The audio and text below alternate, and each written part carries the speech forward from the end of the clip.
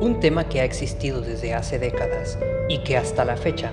no se ha hecho mucho por controlar es el acoso escolar, mejor conocido como bullying. La Universidad Nacional Autónoma de México posiciona precisamente a México como el país número 1 a nivel mundial con respecto a esta problemática, seguido por Estados Unidos en segundo lugar y China en tercer lugar. Así pues, justo de uno de estos países, más específicamente el país con la ciudad de la Gran Manzana, Nueva York, es de donde saldría la impactante noticia de la que hablaremos hoy. Pues justamente, un caso de bullying fue lo que detonó en un niño de 13 años un problema psicológico que a su corta edad terminaría por cometer un crimen que dejaría helado a todo Estados Unidos. Eric Michael Smith nació el 22 de enero de 1980 en el condado de Steuben, Nueva York, y creció en la localidad de Savona dentro de este mismo condado. Su padre biológico, Ron Davis, jamás estuvo presente para él, por lo que vivía con su madre Tammy y su padrastro Ted Smith. Su madre utilizaba trimetadiona durante el embarazo, un medicamento para controlar las convulsiones que ésta sufría, llamadas petit mal, padecimiento que consiste en la pérdida breve de la conciencia, en la que el individuo queda ausente y ajeno a estímulos, con la mirada perdida hacia un punto fijo. Medicamento que se señaló más adelante pudo generar problemas en Eric durante su periodo fetal.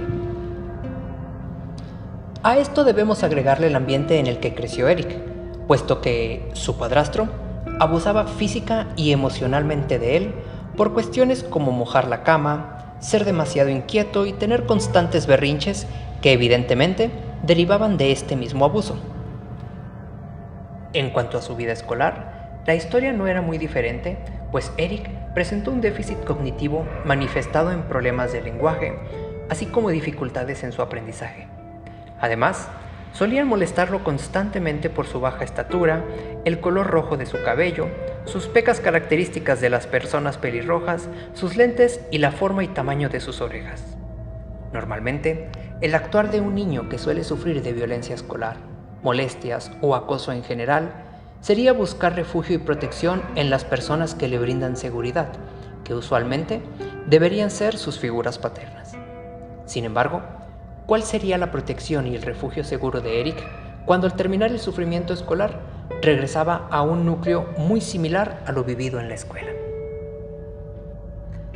Algunas noticias y señalamientos de expertos mencionan que todo este sufrimiento fue el causante de que Eric comenzara a desarrollar un trastorno llamado trastorno explosivo intermitente, el cual, acorde a una revista psiquiátrica de Colombia, lo señalan como una afección en la que el individuo suele presentar episodios de agresión recurrentes, agresiones que no es posible controlar y que usualmente suele afectar en su mayoría a los adolescentes, especialmente a los varones. Sin embargo, hay quienes señalan que realmente todos estos problemas fueron producto del consumo de trimetadiona que tuvo su madre durante el embarazo. Pues bien, lo que es un hecho es que Eric comenzó con conductas muy características de este trastorno, como arrebatos de ira que desembocaba en golpearse la cabeza, gritar o destruir sus juguetes, y a medida que el acoso hacia Eric aumentaba, también lo hacía esta ira y esta agresión, hasta que un 2 de agosto de 1993, esa ira tomaría un fatídico desenlace. Derrick Joseph Robbie, un niño de 4 años que también vivía en el mismo condado, tenía una emoción contenida por acudir a un campamento de recreación de verano a menos de una cuadra de su casa. La madre de Derrick no le quería permitir acudir solo, pero ante la insistencia del menor y la cercanía del lugar, terminó por acceder. Tal vez esto sería impensable en la actualidad, pero recordemos que eran otros años y además aquel condado era muy pacífico y con menos de 1000 pobladores. Así pues, su mamá le sirvió una merienda rápida compuesta por un plátano, un Kool-Aid rojo, le dio un beso, le dijo que lo quería, a lo que Derrick contestó con el mismo cariño y partió dando pequeños saltos de alegría y emoción hacia dicho campamento. Pero llegada la hora acordada para recogerlo, Derrick no fue visto por su madre, por lo que preocupada, alertó a los policías por aquello de las 11 de la mañana sobre la repentina desaparición de su hijo, mismos que comenzaron una investigación la cual culminó alrededor de las 3:45 de la tarde con el hallazgo del cuerpo de Derrick con numerosos signos de brutal violencia. Derrick fue hallado junto a un montón de rocas con notables marcas de estrangulamiento, múltiples golpes de una piedra en su cabeza, su pecho y su abdomen, además de que su rostro tenía rastros de plátano, como si se los hubieran restregado fuertemente, y había sido bañado con su Kool-Aid. También presentaba heridas en ano y en recto, causadas por la inserción de la rama de un árbol, además de algunos otros detalles que no fueron revelados al público. Sería pues después de realizada la autopsia que se daría a conocer que el cuerpo presentaba múltiples heridas, fracturas en cráneo, inflamación y contusiones cerebrales, desgarros y sangrados en tórax, perforación de la pared intestinal, así como hemorragias en cuello, cara y ojos e indicaciones de asfixia, concluyendo así que Derrick habría perdido la vida debido al traumatismo contusio del cráneo secundado por la asfixia. A primeras luces, todo parecía indicar que había sido obra de un adulto con algún tipo de perversión o parafilia, por lo que la policía comenzó una investigación en la que entrevistó alrededor de 500 personas, pero sin conseguir nada claro. No fue sino 3 días después de los hechos, el día 5 de agosto, que Eric Smith, acompañado de su madre, se presentó voluntariamente en el departamento de la policía para dar su versión de los hechos, pues señaló haber entrado y salido del parque en un par de ocasiones esa mañana, pero afirmaba no haber visto a Derrick en ningún momento. Eric parecía disfrutar de aquella atención, de las miradas, de las preguntas, de ser el centro de todos. Pero esta situación alertó un poco a los policías, por lo que ese mismo 5 de agosto, alrededor de las 5 de la tarde, estos acudieron a casa de la familia Smith a entrevistar de nuevo al pequeño Eric con el permiso de sus padres para aclarar algunas cuestiones que no coincidían con su versión de los hechos y lo señalado por otros testigos. Este interrogatorio duró alrededor de 45 minutos, mismo en el que Eric cambiaría la historia señalando por primera vez que sí habría visto a Derrick al otro lado de la calle, lo que fue la primera señal de alerta para las autoridades, pues Eric mencionaba haberlo visto justo a unos pasos del campo, cerca de la escena del crimen. Además, Eric dio muchos detalles sobre la ropa de Derrick y su bolsa de su almuerzo. Eric se notaba nuevamente emocionado, saltando en sí mismo por la atención que recibía, actitud que cambiaría a una posición más ansiosa cuando los investigadores le preguntaron dónde había visto a Derrick por última vez.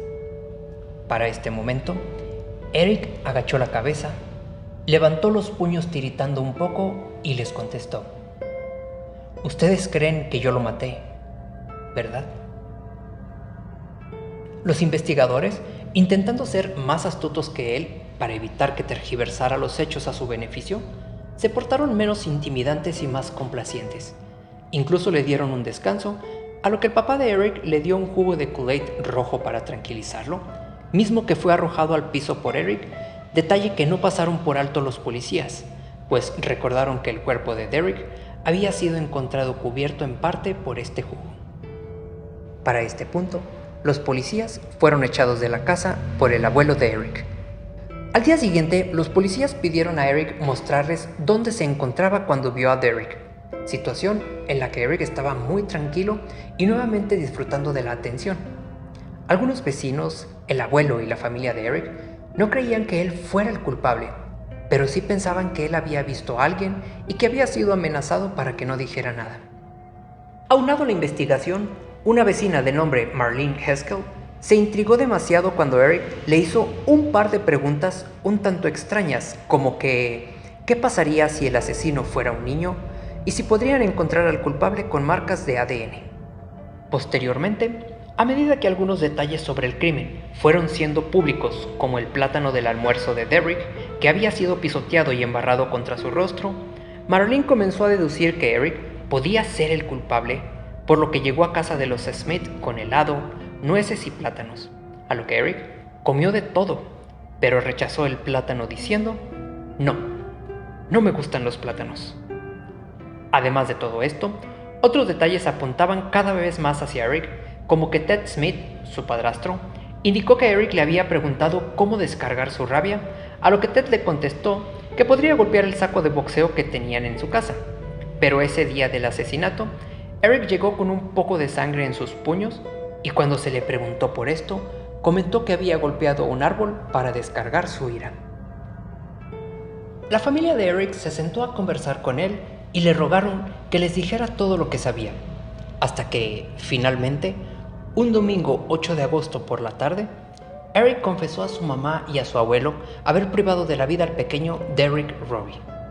Indicó haber perdido el control y cuando su mamá le preguntó por qué lo hizo, se limitó a contestar: no lo sé, y comenzó a llorar. Así pues, lo llevaron a confesar ante la policía, donde finalmente reveló la verdad de los hechos. Indicó haber sido expulsado del campamento de recreación por mala conducta, situación que lo hizo enojar, por lo que tomó su bicicleta y se retiró de ahí. Al momento, vio a Derrick Robbie, a quien se le acercó.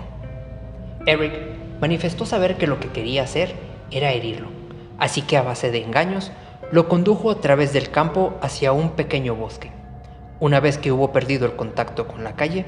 Eric lo comenzó a estrangular con su mano derecha, a lo que Derrick soltó su lonche, pataleó y agitó los puños intentando escapar. Eric quiso soltarlo para sujetarlo con ambas manos, pero cuando notó que Derrick comenzaba a respirar, lo apretó con más fuerza hasta que aproximadamente unos 30 segundos después, Derrick ya no hizo ningún ruido. Eric lo soltó pensando que había perdido la vida, pero nuevamente Derrick comenzó a tener sus últimas señales de respiración, a lo que Eric tomó su almuerzo, lo sacó y lo arrojó al piso. Le colocó una servilleta en la boca, después intentó ponerle una bolsa de plástico en la misma, pero ante la sensación de una mordida de Derrick, tomó una piedra pequeña, se arrodilló al lado del pequeño y lo golpeó en la cabeza del lado derecho en 3 ocasiones. Luego, con otra piedra más grande de aproximadamente 12 kilos de peso, la arrojó 2 veces en su pecho y una vez sobre su abdomen. Después, tomó su jugo Kool-Aid rojo y lo vertió sobre la cara de Derrick para posteriormente darle vuelta al cuerpo, bajar sus pantalones, su ropa interior y proceder a introducir una rama de un árbol en el ano de Derrick. Finalmente, volvió a darle vuelta al cuerpo, mismo que arrastró unos metros hacia unas rocas, donde lo abandonó y se retiró en su bicicleta. Sin embargo, volvería a la escena 5 minutos después, solo para asegurarse de que el cuerpo del pequeño Derrick estuviera ahí. Confesó que tenía que asegurarse 2, incluso 3 veces de que éste realmente había perdido la vida, puesto que le preocupaba no encontrar el cuerpo y pensar que Derrick podría contarle a alguien lo sucedido. Por otro lado, si éste estaba muerto, no tendría nada de qué preocuparse. Eric parecía un niño normal, hasta que la rabia dentro de él explotó. El juzgado indicó que Eric analizó la situación y simplemente eligió hacerlo. La mamá de Derrick describió a su hijo como su pequeño y lindo petardo, como un pequeño jugador de béisbol y un excelente atleta. Por su parte, los papás de Eric, Tammy y Ted Smith, describieron a Eric como un niño que hacía rabietas, que golpeaba su cabeza contra otras cosas, con problemas de lenguaje y que solía referirse a sí mismo como un niño estúpido y que nunca lograría ser alguien en la vida. Fue el médico psiquiatra Stephen Herman quien diagnosticó a Eric con el trastorno explosivo intermitente, y pese a que se discutieron estas situaciones durante el juzgado, algunos pidiendo hacer estudios neurológicos y hormonales, esto no fue obstáculo para que el 16 de agosto de 1994 la corte finalmente encontrara a Eric como culpable de asesinato en segundo grado y fue sentenciado al mínimo de 9 años a cadena perpetua debido a su corta edad. Más adelante se le negaría la libertad condicional un total de 10 veces hasta que el 21 de octubre del 2021 finalmente se le concedió esta libertad. Sin embargo, no fue liberado sino hasta el 1 de febrero del 2022, 27 años después de haber sido encarcelado. Al día de hoy, no se sabe con certeza qué fue de Eric Smith, aunque por declaraciones de este mismo, se sabe que pretendía llevar una vida tranquila y ayudando a jóvenes con problemas. También se cree que podría residir actualmente en Queens, Nueva York, aunque estas son meras conjeturas. Como dato curioso, los investigadores que llevaron a cabo el caso de Eric señalaron que fue una fortuna haberlo detenido después de haber cometido solo un asesinato, pues estos afirman que Eric, de no haber enfrentado consecuencias, su conducta criminal se pudo haber reforzado, por lo que inevitablemente volvería a cometer más crímenes parecidos como una forma de catarsis ante su rabia. Si les interesa conocer más, existe un documental en el canal de 48 horas, así como un par de artículos en internet en los que encontrarás declaraciones de los investigadores a detalle sobre este caso. De igual manera, te invito a que te suscribas, dejes tu like y me digas qué opinas al respecto. ¿Crees que Eric realmente fue culpable, considerando las situaciones que antecedieron su existencia, así como haber crecido en un ambiente hostil? De cualquier manera, ¿esto justificaría su actuar? Yo soy Franco y les deseo una excelente noche.